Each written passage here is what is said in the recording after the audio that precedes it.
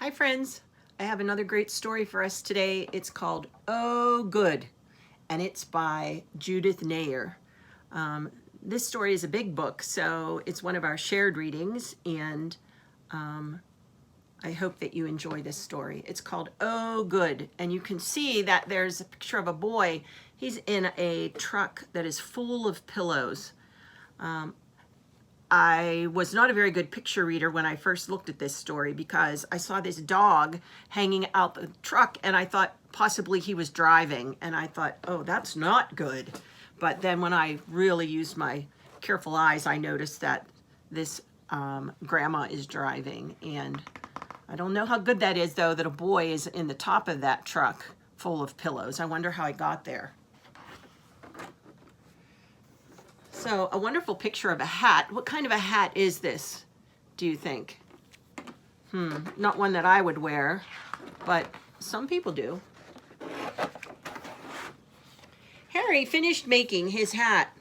It was bright red and had a big feather. He was all ready to go. So, oh good, how proud he must be when he made that hat. You can tell he used lots of great tools. Needle and thread, he colored it, he used paper and glue. Made quite of a mess here on the floor, but really a spectacular hat when he was finished.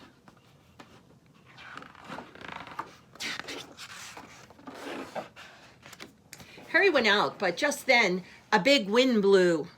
Whoosh! It blew the hat off his head. Oh no!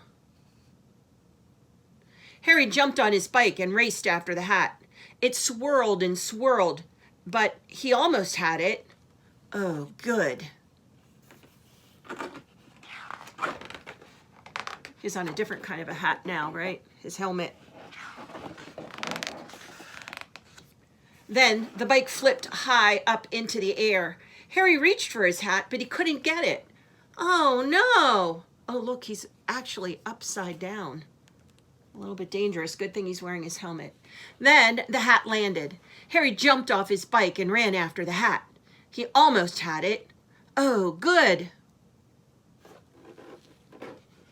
I love this part of the story. I'm noticing an oh no when something not so good happens, and an oh good when something does happen. So as I go forward in the reading, maybe you could put a thumbs down when you see him having an oh no, and a thumbs up when you see an oh good. But a bird picked it up and dropped it on top of a very, very tall flagpole.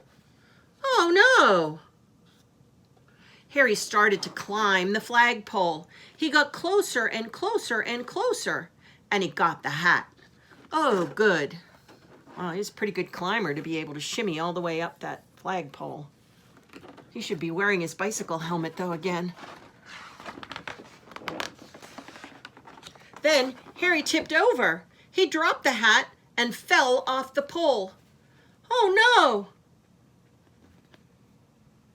It's getting late.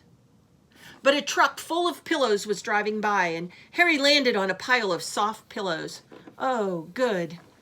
So there's the preview to the story, right? We saw on the cover. Here's how he landed in that pile of pillows in that truck.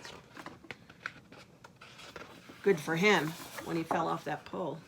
He jumped off the truck and ran for the hat, but a lady whizzed by on a skateboard, and she grabbed the hat. Oh, no! The lady zipped down the road. She tossed the hat to Harry. Oh, good. Kind of crazy, right? Old lady on a skateboard. The hat sailed through the air. It twisted and turned. It turned and twisted. It landed at Harry's feet just in time. Oh, good.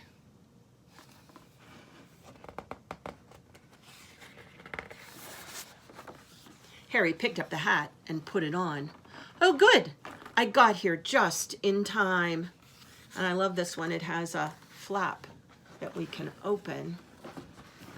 And when you open it, it says, "The crowd cheered, and Harry led the parade." So this story sure does have lots and lots of surprises and ups and downs in it. And so at the end of this story, here's what I'd like for you to do. there were lots of places where Harry lost his hat, and lots of places and ways he was able to collect it again. So I would like for you to think of another way that Harry could have his hat go missing, and then write another page on how Harry would be able to find his hat. So here's an example, and please don't use mine. Remember, you have to think of your own idea of how Harry's hat could go missing.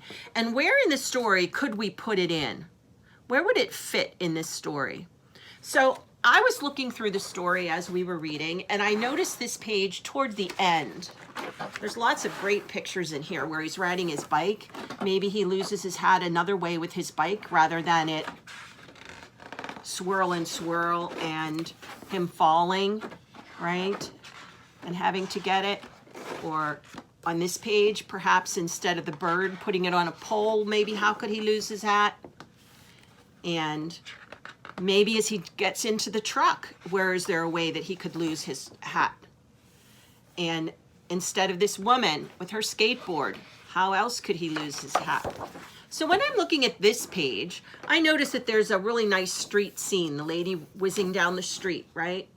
And I noticed this dog here in this picture. I know it's probably hard for you to see, but I could see it. So I'm going to insert a page right here in the story about this dog. And I would write on my story that just then, let me take my book down so you can see it better. Just then a dog raced by and jumped up to take Harry's hat. So here's a picture that I drew and a sentence at the bottom that says, just then, a dog raced by and jumped up to take Harry's hat. And so then I have to add a second page about how does Harry get his hat back from the dog. So I'm thinking that Harry does a trade with the dog. Please give me my hat and I'll give you a bone, right? So I'll draw another picture with Harry giving the dog a bone and getting his hat back. So you think about that. How else could Harry lose his hat and how would he get it back? Where in the story would it fit? So tomorrow when we meet on our Zoom meet, I'm going to ask you to share that with us. And when you come back to our Zoom meet tomorrow during this time, I'm also going to ask you to wear a hat. So you can put on any hat that maybe you have a crazy hat at home you might like to wear. Maybe you just wear a baseball cap, or maybe you wear one of your winter hats. That's okay, but wear a hat to tomorrow's Zoom meeting, and also bring your pages about how else Harry loses his hat and how he gets it back. So I'll see you tomorrow at our Zoom meeting to share that. I hope you enjoyed our story of Oh Good. See you tomorrow.